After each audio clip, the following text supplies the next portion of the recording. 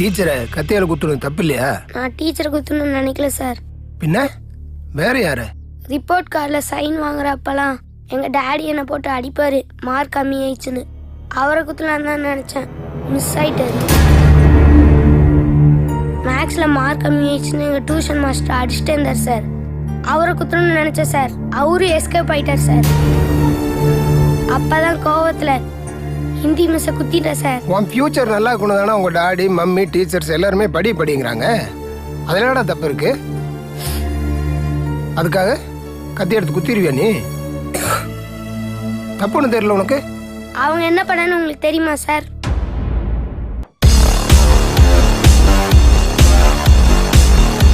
சயின்ஸில் நான் 100 மார்க் எடுத்தேன் சார்.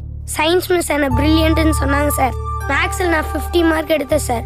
ஆனால் அந்த மாஸ்டர் என்னை முட்டாள்னு சொல்கிறாரு. தமிழில் நான் 100 மார்க் எடுக்கிறேன் சார். அதனால தமிழ் ஐயா என்னை புத்திசாலின்னு சொல்கிறாரு சார். இங்கிலீஷில் 50 மார்க் எடுத்தேன் சார்.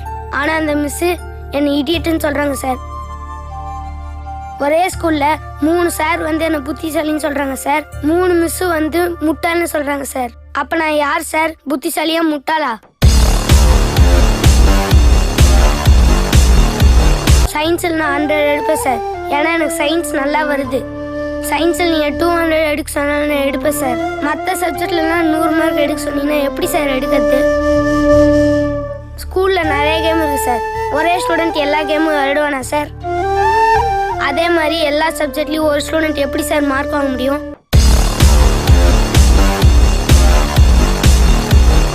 இப்போதான் உன் பிரச்சனை என்னன்னு எனக்கே தெரியுது. ஆமாம், உன் மாஸ்டரால் இவ்வளோ பிரச்சனை இருக்க ஹெட் மாஸ்டர்கிட்ட சொல்ல வேண்டியதானே? அவரே பிரச்சனை சார். அவரால் உனக்கு என்னடா பிரச்சனை? எங்கள் ஸ்கூல் பேக் இருக்குல்ல சார், அந்த வெயிட்டை தூக்கி பார்த்துருக்கீங்களா? நான் தூக்குனதில்ல, என் பசங்க தூக்கிட்டு போவானுங்க. அதான் நான் பார்த்துருக்குறேன். பாவமாக தாண்டா இருக்கும்.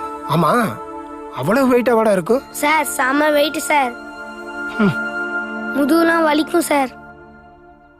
அதனால அவ்வளோ வெயிட்டை தூக்காம இருக்கிறதுக்கு ஹெட் மாஸ்டர் கிட்ட போய் ஒரு சூப்பர் ஐடியா சொன்னேன் சார். என்ன ஐடியாடா? ஸ்கூல் ஓப்பன் பண்ணும்போது எங்களுக்கு 2 செட்டு புக்கு கொடுத்துருங்க. ஒரு செட்டு புக்கு வந்து நாங்கள் வீட்டில் வச்சுக்கிறோம், இன்னொரு செட்டு புக்கு வந்து கிளாஸில் வச்சுக்கிறோம். வெயிட் தூக்க வேண்டிய அவசியமே இல்லைன்னு சொன்னேன் சார். நல்ல ஐடியா தானே, இதை ஃபாலோ பண்ணலாமே.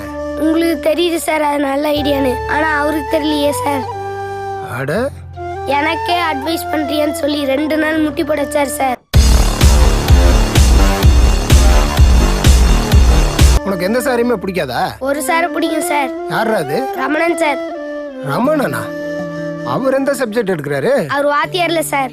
டிவில புயல் வரும் மழை பெய்யுன்னு கரெக்டா சொல்லுவார்ல சார், அவர்தான் சார் ரமணன். அவர் எதுக்குடா உனக்கு பிடிக்குது? அவர் சொல்றதுனாலதான் சார் ஸ்கூல் லீவ் விடுறாங்க. ஸ்கூல் லீவ் விட்டா எங்க எல்லாத்துக்கும் ஜாலி சார்.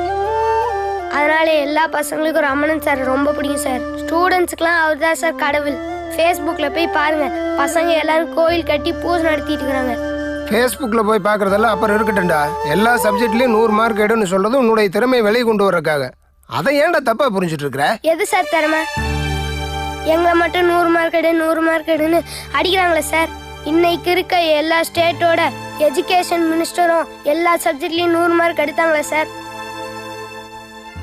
அது மட்டும் இல்லை சார், 100 மார்க் எடுத்து IAS IPS ஆனவங்களாம் கவர்மெண்ட் கிட்ட சம்மன் ஆகிட்டு இருக்காங்க சார்.